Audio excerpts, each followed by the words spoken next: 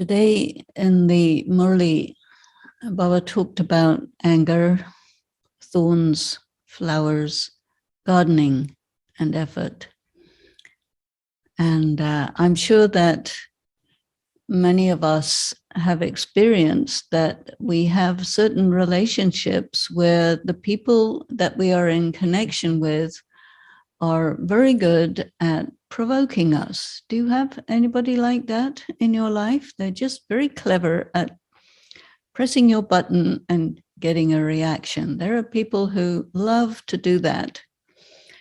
And your reaction might be that you get upset, or it might be that you get angry, but they just love to get a rise out of you, as they say. And it's a game. So you need to win the game. How do you win the game? There are many techniques for this.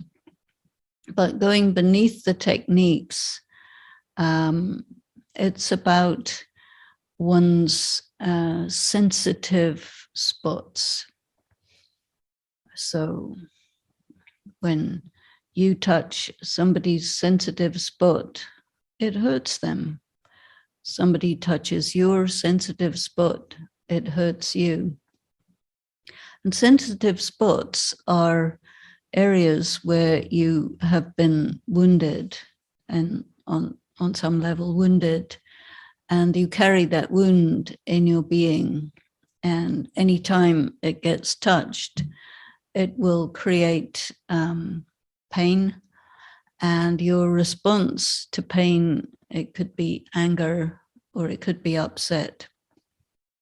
So I don't really think Baba is talking about that kind of anger because he's talking about thorns, and thorns are acts of aggression. It's a symbolic for acts of aggression.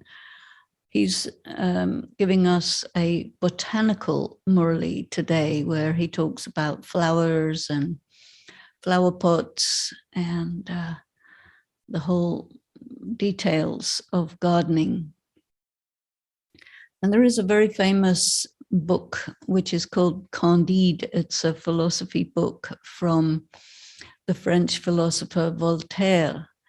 And the end of the book, or the conclusion of the book, is Il faut cultiver son jardin. That means whatever your efforts in life, ultimately what it all comes down to is you must cultivate your garden. And that's not your backyard, but it is the garden of your character. And this is really what Baba is talking about.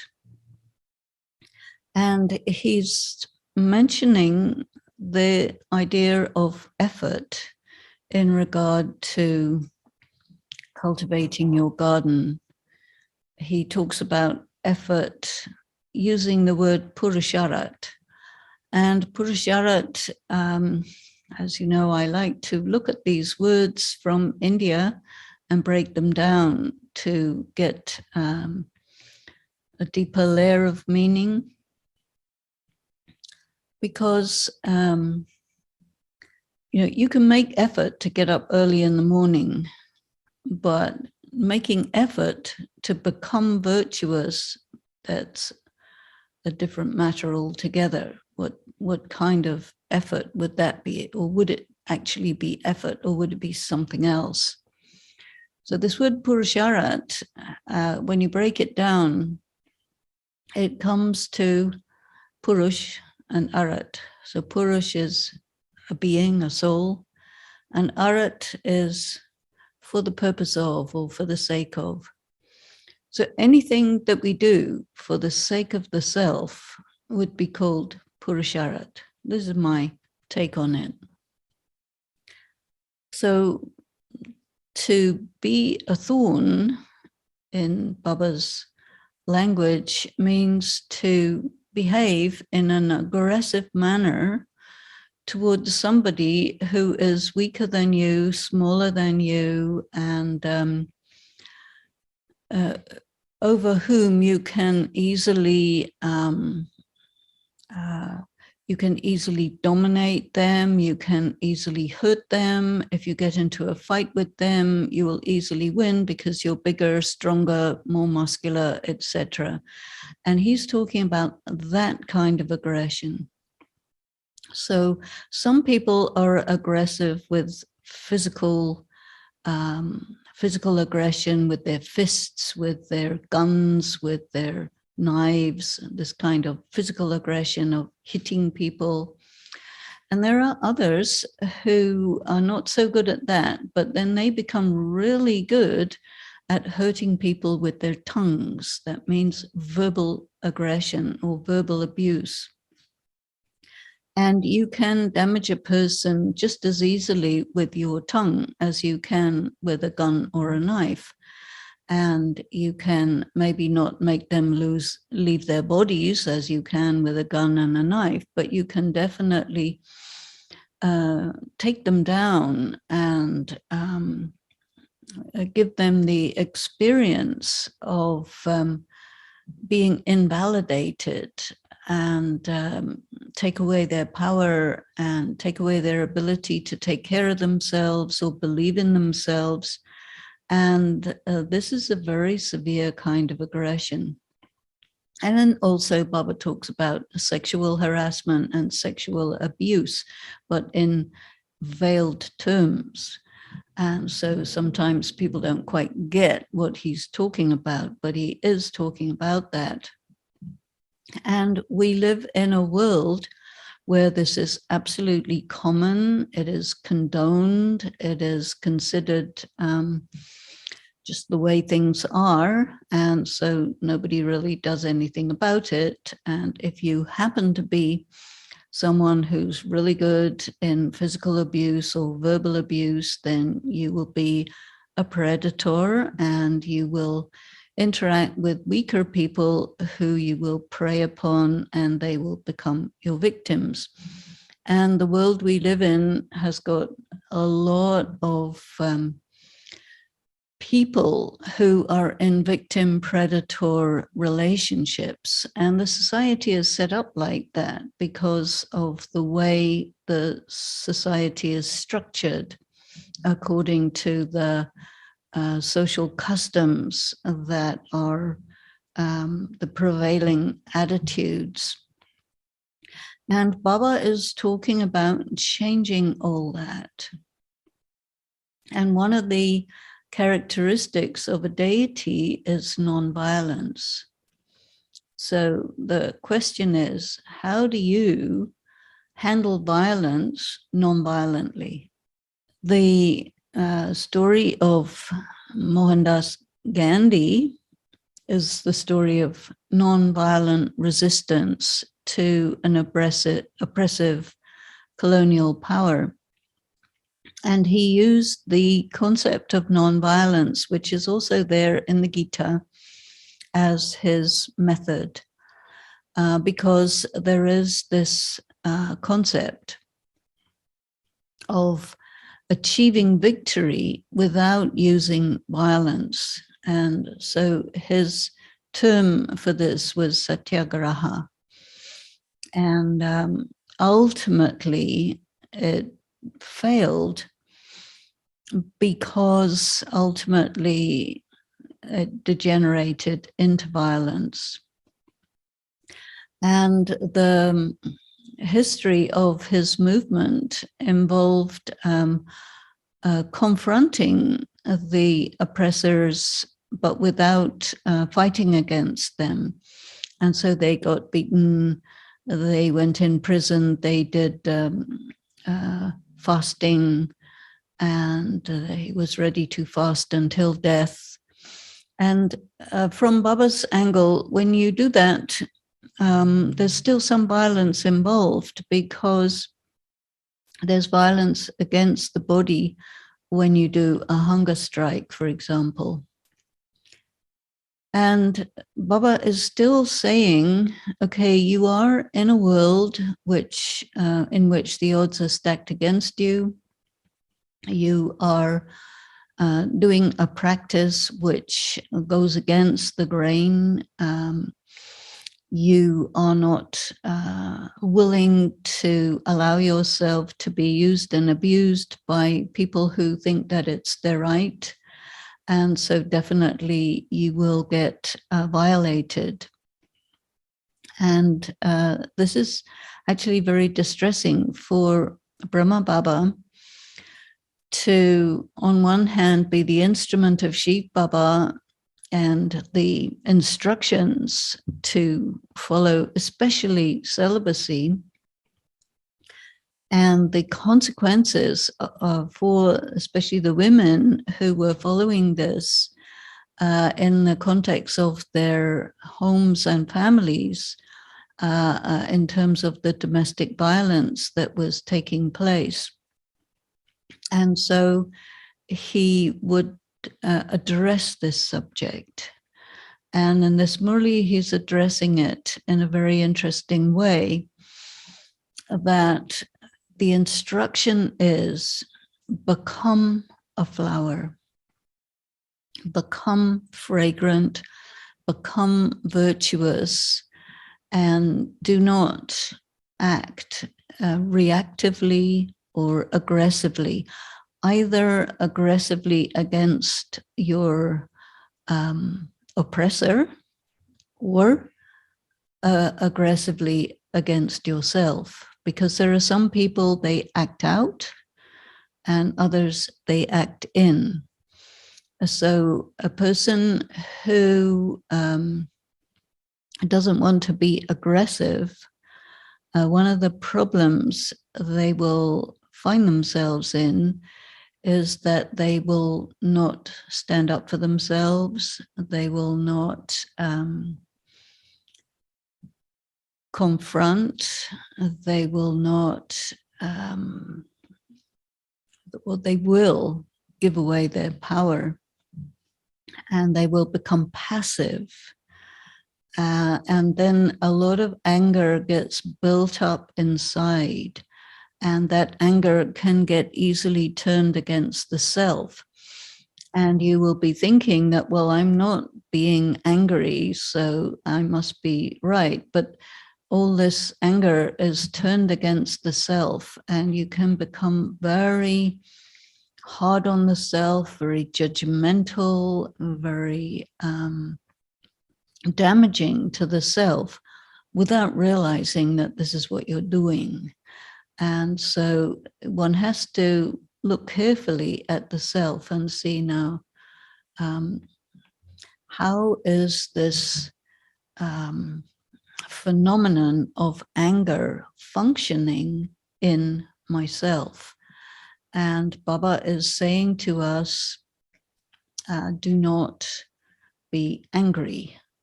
And angry is an emotion which arises in consequence to being hurt. And so it's not actually a vice at all.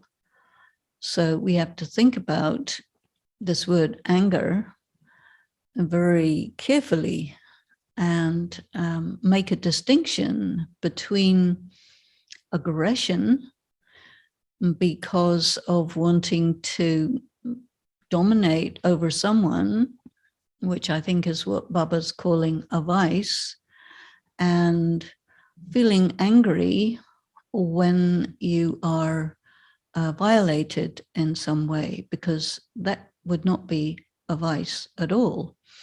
But because we're using the word anger, krodh, people are looking at it as you may not feel the emotions that you feel.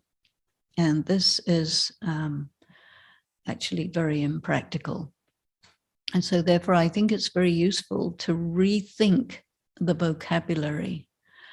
And definitely, when you are provoked, when you are hurt, it produces a feeling. And if you think that the feeling that is arising is itself a vice, and then you suppress that, then you're not really going to make any progress at all, but you're going to be a ball of energy that is in a pressure cooker. And if you don't act out, you will act in and you will damage yourself. And nobody can seriously say that God is asking people to be aggressive against the self. That doesn't make any sense at all.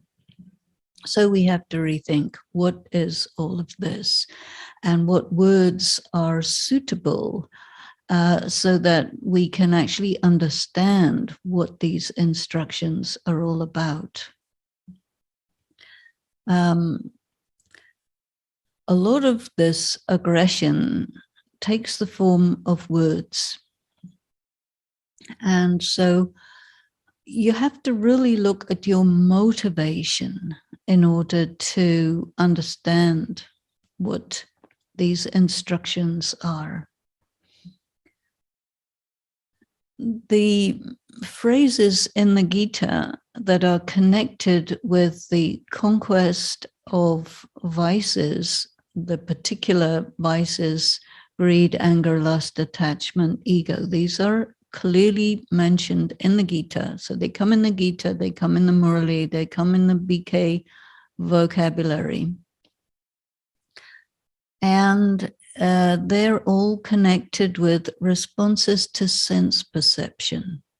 That means it's about provocation.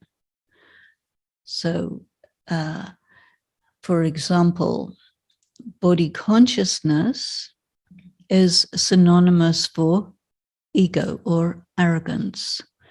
And then he says, arrogance is a word that you use for a person who feels insulted when somebody says or does something to them, and then the reaction to the feeling of being insulted can be angry. And this is what Baba's talking about. So ego is like a shield which covers over your wound. That is, your sensitive place is covered over with this phenomenon called ego or false ego.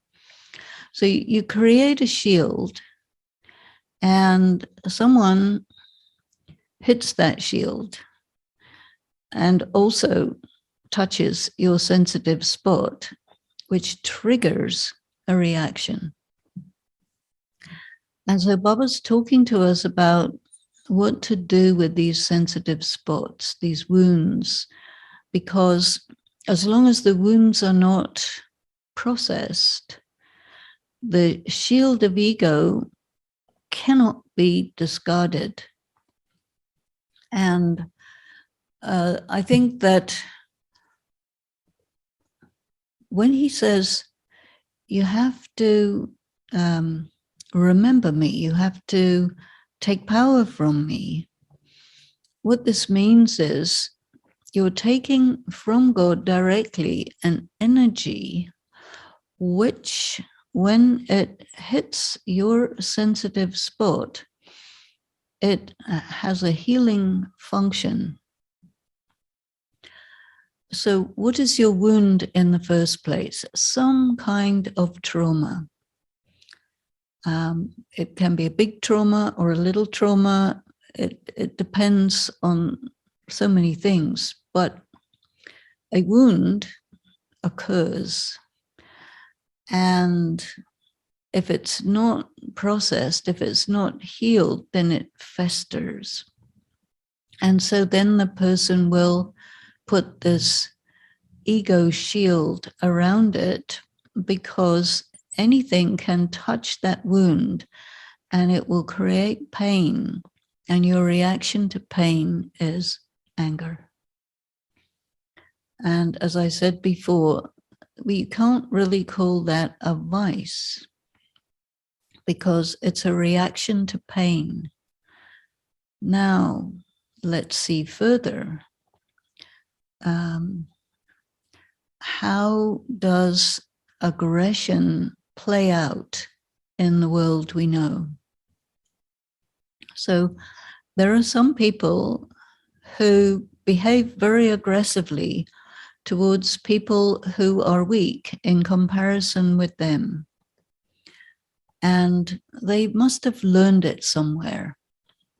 So very often Baba will say, not very often, sometimes Baba will say that parents are not allowed to strike a child.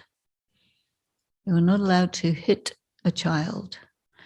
And that will also have to apply to verbal violence. Verbal or physical violence on a child has the effect of making that child into an aggressive person.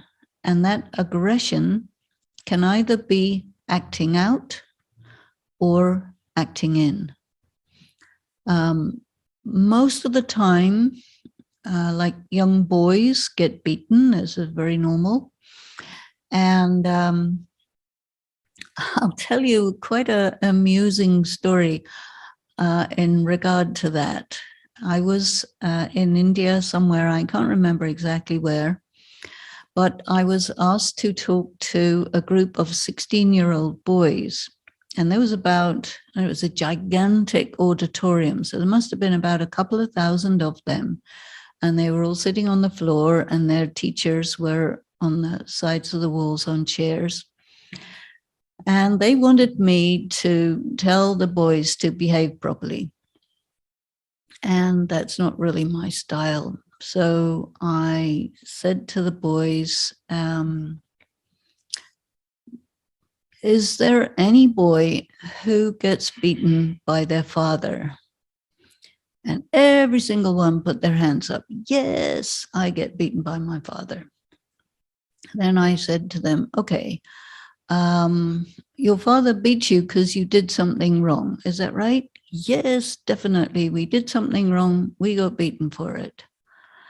And I said to them, and as a result of getting beaten for whatever you did wrong, did it make you aware that you did something wrong, or did you know already and you planned on doing something wrong, knowing that you would get a beating? Oh, yes, we already knew it was wrong. We knew we'd get a beating. We did it anyway. Did the beating make you think that you shouldn't do the wrong thing? No, not at all. We want to do something wrong. We take the beating. Okay, no problem. Okay. And I said to them, okay, if you want to do the wrong thing, but you don't want to get a beating, what should you do? Oh, they said, well, that's very simple. We find somebody else as a scapegoat and blame them. And so the teachers were kind of squirming in their chairs because although I was talking about the fathers beating the boys, but the teachers also beat the boys, because in India that's quite common or very common. And so Baba said that this is it. If you beat a boy, you're teaching him to beat people who are smaller and weaker than you are. And in that way, you create violent men. And so he said that is completely meaningless behavior and no need to do that. That's absolutely counterproductive. And so he gave the rule, you do not strike a child. Now, if you beat a girl, it's different. The girl is more likely to act in than to act out. So the boys tend to act out, the girls tend to act in. It's not always like that, but in a majority of cases, you do get girls who act out and boys who act in.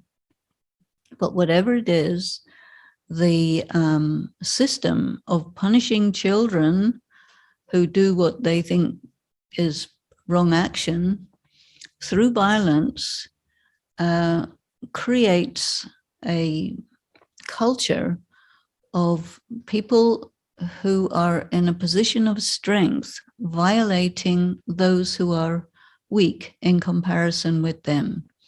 And this is institutionalized, it's in the culture, it's all over. And this is what is called anger.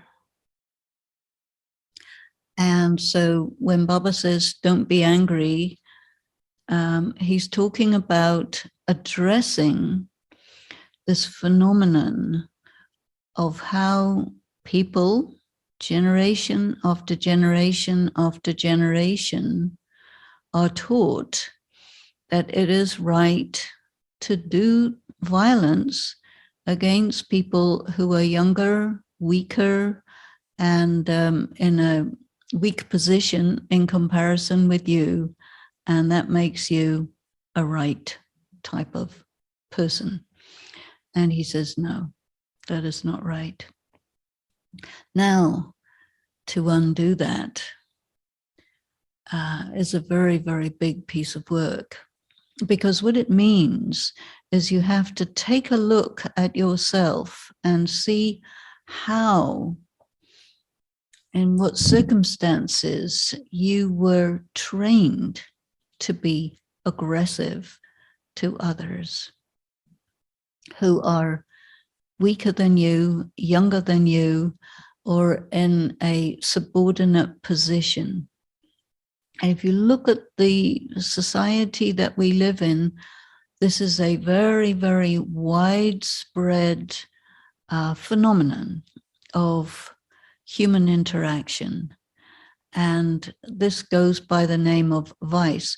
Now, the thing is, when you're listening to the murli, you tend to think that he's talking about you individually in isolation from everybody else and the society and so on and so forth. So you take it personally. And very many BKs will completely misunderstand this because they're not looking at the wider context. But I think it's valuable to look at the wider context and also see how you as an individual are affected by institutionalized violence. By institution, I mean the institution of the family, the educational institution, the prevailing social attitudes, and all of this. Now, in the world today, there are very many people who have flagged up this process of corporal punishment. And they have said, no, we can't have corporal punishment. But they haven't really thought about it adequately. But in the murlis, we do get indications about how to think about this adequately, and therefore it is worth our while to do this. So the first thing to do is to make real solid contact with your sense of identity, that regardless of what anybody says or thinks or does, I am a pure, peaceful, powerful, blissful being of light. That's my identity. And then you have to look at the different messages in terms of what we might call verbal abuse, put downs, different kinds of messages that almost every child receives, especially in a dysfunctional family, which is a kind of violation of their sense of self, and how this damages us all and causes distortion to the character. And so if you look at that as, I am a bad person, I have the vice of anger or whatever, then there's no way that you can resolve that. Because what you would do is just act in instead of acting out. And that's no different. It's really the same thing. except that the victim is yourself instead of somebody else. And so it's a lot of very deep work to process your experiences in such a way that you make contact with a reality that is totally different from the reality that was projected onto you as you grew up and through your family, through your school, through your, even in the professional arena. This is also there because it's in the society, it's institutionalized violence. And so how do you become totally non-violent with all of that? So first of all, making contact with your pure, peaceful, loving self. But if you do that and nothing else, you would be naive and you would be victimized left and right. So that's not a solution. He also talks to us about powers, spiritual powers. And I think we need to disconnect the triggering, provoking mechanism from the wound. And this is a very tricky process, disconnecting these two things. And for that, you have to really look at yourself very closely. And Baba talks to us about the power of transformation. And this is a very, very interesting tool. His tools are not like hammers and screwdrivers. They're very, very subtle, like the instruments of a surgeon, very sharp, very subtle. You have to use them very precisely, but to reach that point of expertise, you have to go through slowly, so that you become progressively more subtle, progressively less gross. And the thing to do is to really identify your wound. What is it that makes you react? So Baba says, okay, very easy. You can find that out fairly well. And you have to see that what words from anywhere, usually a person in a position of authority, what words or what looks, what behaviors do they do that makes you feel that pain? And see the connection, because your job is to disconnect the provocation from the wound. And he talks about the word, the power of transformation. And usually it's to do with identification. Someone will say something to you, you are such and such, which is an extremely demeaning, insulting statement. But it went right into your soul at the time of the original trauma, and it left a deep wound, so that anytime anything even slightly like that happens again, it will open up the wound. You will experience pain. You will react with anger. And if you can't show it out, you send it in. And then you hurt yourself. And you hurt yourself more and more and more and more. So that, you know, you put yourself in a situation where you're either homicidal or suicidal. And where did it come from? Someone,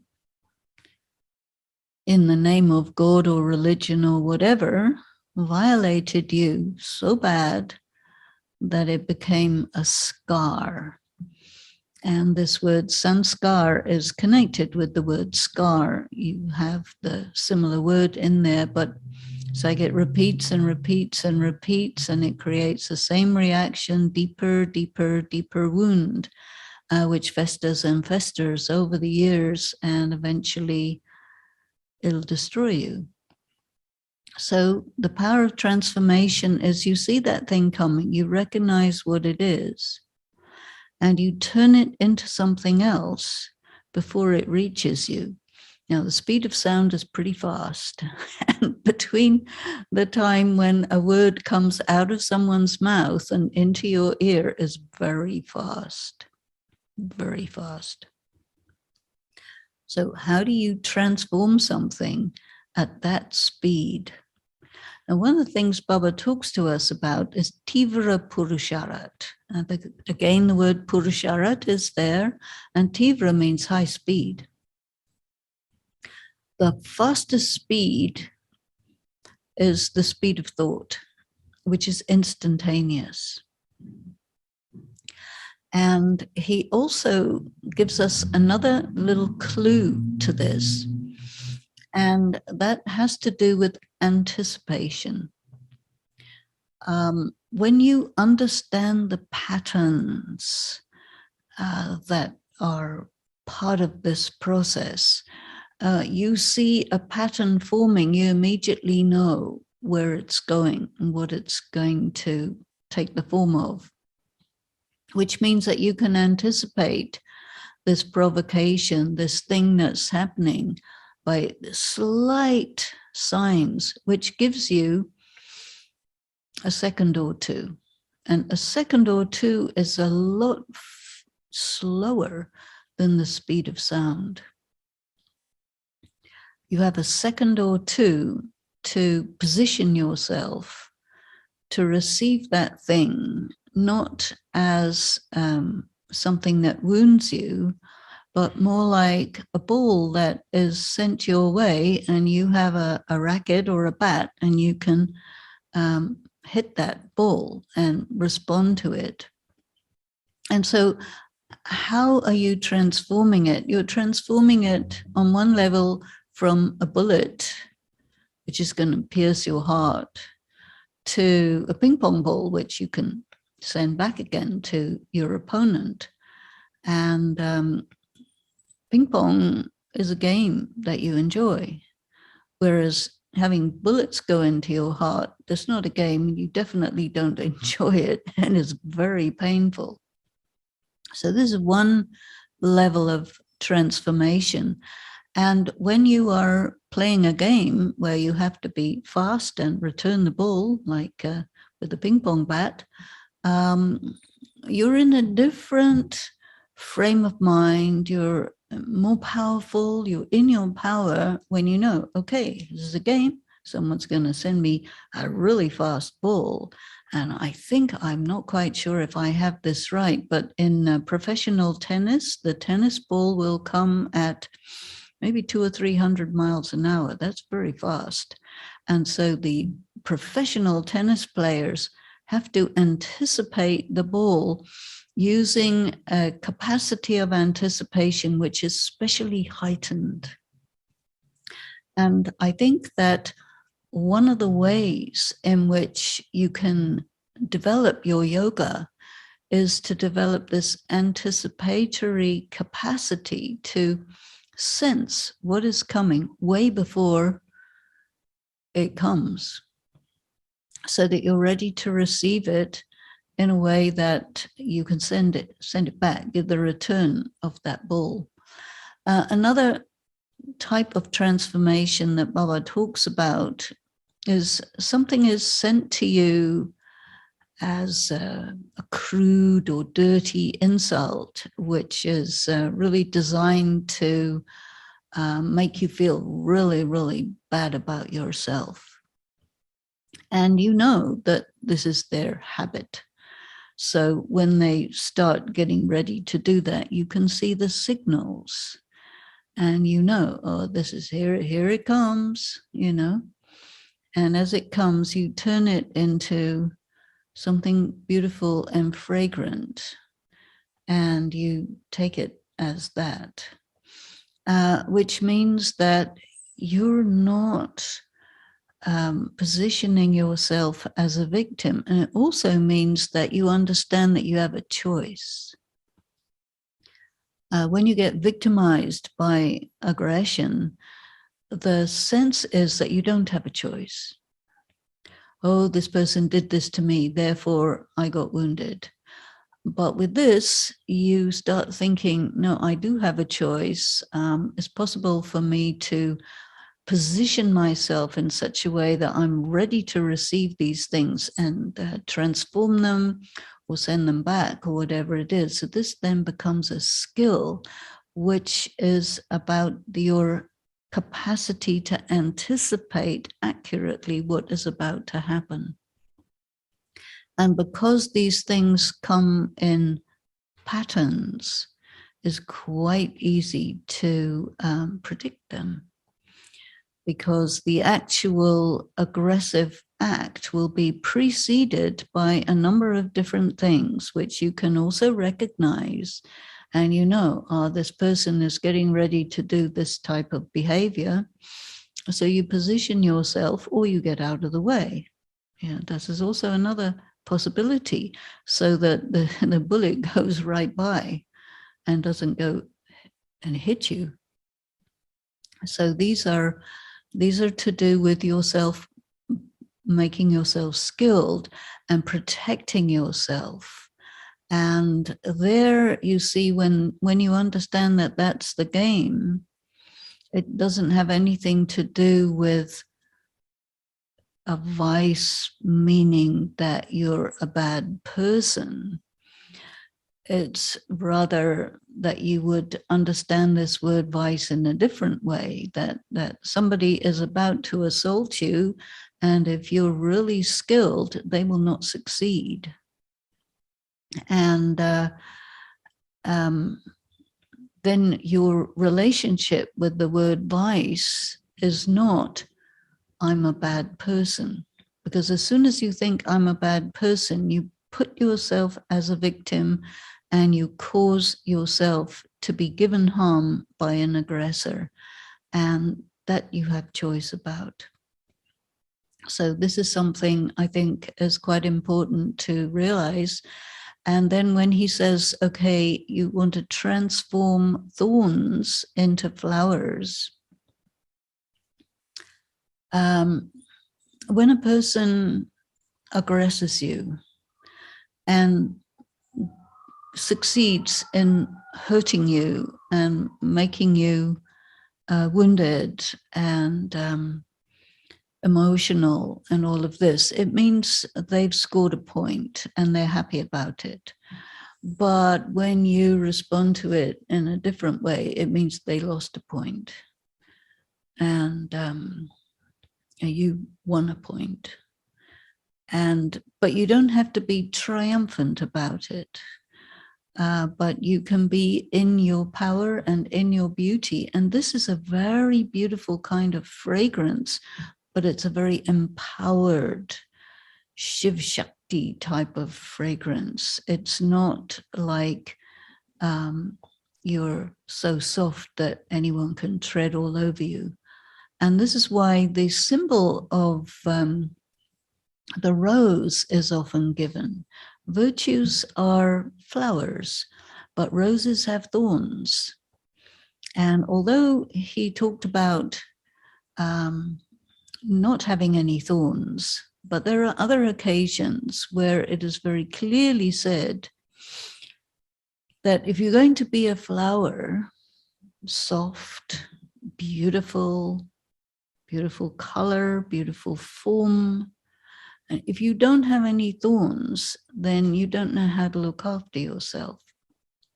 So in that sense, you need those kinds of thorns where you're not allowing yourself to be victimized or taken advantage of, and then the reactions that you may have as a result of assaults and aggression, you have to understand that this is because you haven't quite yet acquired the skills and the sense of self-regard to look out for yourself, because you have been trained to be a victim, and you have to untrain yourself from being a victim into being a skilled player.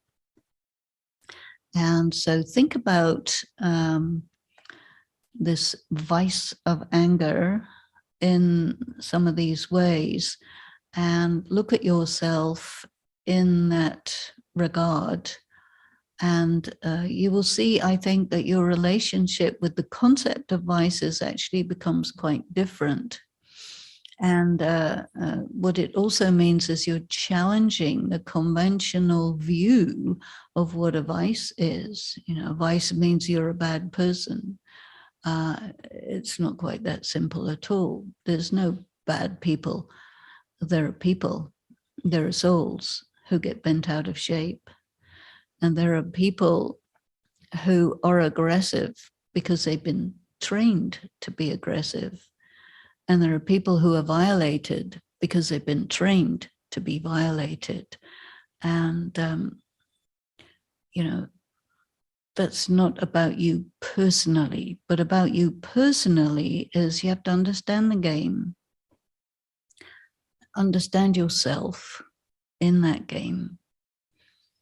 And then you have to develop your skills so that you're really taking care of yourself, you're in your power, and then you can spread the fragrance, but you're not anybody's fool, and you're not about to get trodden on or hit on or anything like this. So in a way, it's kind of martial arts training. So see how you do. Om Shanti. So the question is, how does one get rid of such a predatorial soul if he does not respond to satyagraha, ahimsa? I think it's connected to Gandhi's approach. Well, you have to use different tactics. You know, in the murli, Baba, in the English murli at least, you very often hear this expression, be tactful. And that's not what Baba is saying at all. He is saying be tactical.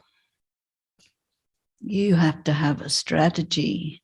If you just sit there as a victim and let yourself be beaten up, that is not the right understanding of what nonviolence is about. Nonviolence or nonviolence response to aggression is to use the energy of the other person to defeat them. And it doesn't mean to allow yourself to be beat up by the other person's energy. That's not a very smart understanding of nonviolence. And to this, I would refer to the techniques in the martial arts, because it's exactly what is done. You use the energy of your opponent to defeat your opponent, or at least to deflect all of that energy so that it doesn't get emptied out onto you. You see, with the satyagraha, the problem was they just stood in front of people who were beating them with big sticks, and then they ended up in pools of blood. And that didn't really do any good, because it ended up, they took the violence. And that's not what Baba's saying. Non-violence means that violence which is intended to go to you, you arrange it so that it doesn't come. It goes past you, or it turns around and goes back to the person who sent it in your direction. But you don't need to damage the person, but you definitely need to disempower them. And there are many strategies that can be used. And Baba gives many different examples in the collection of murlis that he's given to us. But you have to really think that allowing yourself to be victimized is no less violent than victimizing a person. And so that's not an option, and it's not an excuse. So we have to think about it differently. So the other question is, if there is a relationship that is particularly abusive, is it worth staying and using it for your training, or is it ever okay to leave, and if that defeat, or is that defeated? I think that you have to have your own policy.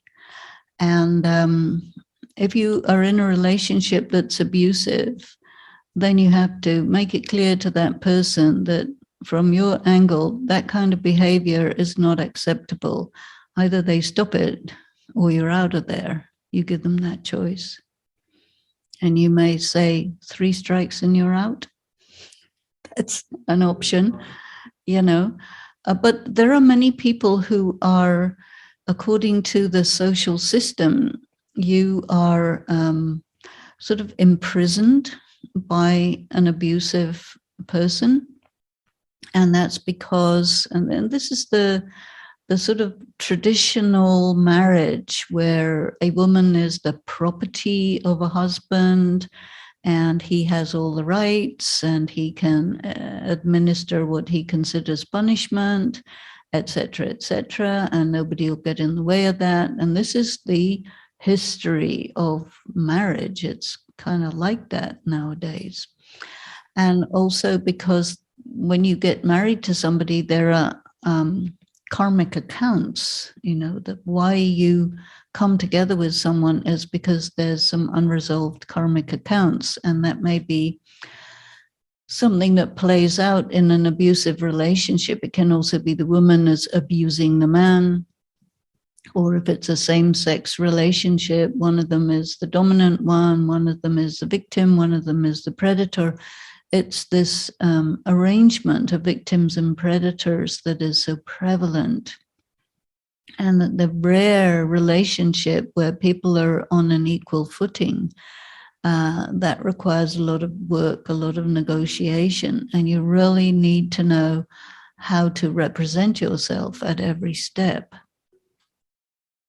So the circumstances of a relationship which is unbalanced and abusive, you have to decide what you want to do. Do you want to work through everything or not? And you have to decide about the criteria, what would make it worth it, what would not make it worth it. If the person has mental health problem, if the person has addiction problem, if the person has serious psychological problems, you'd be better off leaving it, because you do not have the skills to handle it. And a lot of relationships that are really abusive are outside the range of an unskilled person to handle. And this is, I think, one of the important reasons why we learn in Raj Yoga that, look, you're doing this practice, you have the possibility to have all relationships with God. And so keep yourself to yourself for this one birth. Take full benefit of whatever it is that God is offering to you, all the relationships, all the wisdom, all the knowledge, everything. And use this time to really bring yourself to that level that he calls karmati, to be balanced, to be wise, to be in your power. And and don't get into any of these heavy relationships, because this is very valuable time. And if you do that, you don't have the time or the leisure to do the work that you could do at this time. But ultimately, it's your choice. What is a non-abusive relationship? It's a relationship which is fraternal, a relationship which is platonic.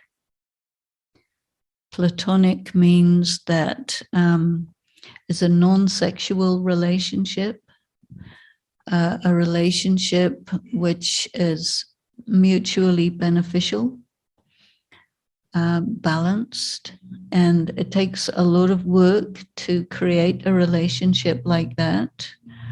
And so if you want to be in a significant relationship with someone, you need to negotiate this from the beginning. And it shouldn't be a relationship based on physical or sexual attraction. It should not be based on that you're impressed by the person or charmed by the person or whatever the thing is. But mostly what Baba says to us is that you're in your last birth. You've had a lot of births, and you've got a lot of karmic accounts which are outstanding, a lot more than you can imagine. And if you get into a relationship, chances are it is one of these outstanding karmic accounts that will get settled through mutually assured devastation. Emotional, physical, social, etc. And if you want that, that's up to you. But if you don't want to waste your time with that, then it means that your desire for another person to make you feel good or make you happy or whatever it is that they say they will do, you got deluded, because there isn't anyone who is able to do for you what they promised to do. Doesn't exist. And you see, especially once you say, okay, I am a seeker of truth, I am a seeker of God, I want to understand truth, I want to know God, I want to know myself. Now, if that is your motivation, do not be distracted. You remember this morning we were talking about Vishay Sagar being not the ocean of poison, but the ocean of distractions. And these distractions can be very powerful. And so we need to be really alert, and then we can navigate this shark-infested waters and get through to the goal without getting distracted by this or that attractive-looking wolf in sheep's clothing or something like that. It's all about, like he says, Maya. It looks good, sounds good, feels good. And then once you've got good and caught up, then you say, oh no, that is not so good after all, but I can't get out of it. And so it's like he is telling us to be forewarned as forearmed. This is a well-known expression. And yet it's very easy to get distracted. And so when something like that happens, you say, okay, well, it was predestined, which it was. And it serves as a very expensive lesson. And if you pay a high price for a very good piece of education, then you get well educated. So it's all right, not a problem. But always pick yourself up, dust yourself off, and get on with the journey. I think is really, that's how I think that's a good policy. That's my policy. Is judging others violence? Well, you see, people use the word judging when what they mean is criticizing. And so, first of all, get yourself a good dictionary and use the English language so that the words you use mean what those words mean. And that would help a lot of misunderstanding, because poor old English language, the great universal international language, which is used differently by everyone every day, all the time. And it's very difficult to communicate when the language is used to mean different things on different days by different people in different ways. Very difficult. Judge means evaluate. There's nothing wrong with evaluating someone. But then we have prejudge, and that means prejudice. We know the word prejudice. Prejudice means you judge a person on the base of something that is not valid. You judge somebody's character on the basis of their street address or their skin color or what kind of clothes they're wearing. That means that you are prejudging a person. And if you don't judge, then you will get deceived. So you have to judge, but you don't have to criticize people. Usually when people use this word don't judge, they mean don't condemn, which is different. Condemnation is different from judging. Or they mean don't criticize. Or they mean, and another thing that they like is, I will do bad things and I want you to consider them good, because that way I can get away with everything. And then they use the word don't judge for that purpose. But you see, there's so many different ways in which people can use the word judge that you have to really look carefully to see now what exactly is this person talking about and what exactly do they mean by the word don't judge, because it's highly unlikely to be what that word actually means. So this is a problem. And there are many such words, and judge is one of them, which are misused.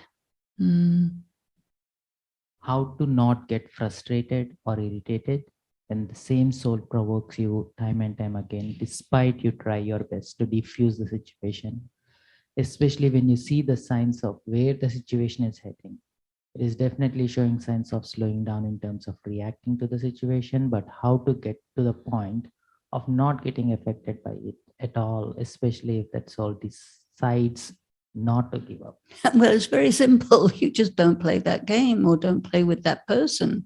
It's a competition. And if you're going to lose the game all the time, why are you playing? Why? Or you're so predictable in how you try to do your best that person has a great time taking you down every time, making a fool of you. What is this? Don't allow it. Sometimes you have to give a strong stroke back so the person gets the message, don't fool with me. I won't use the word they normally use. But that's what it is. So let's have a few moments of silence. Om Shanti.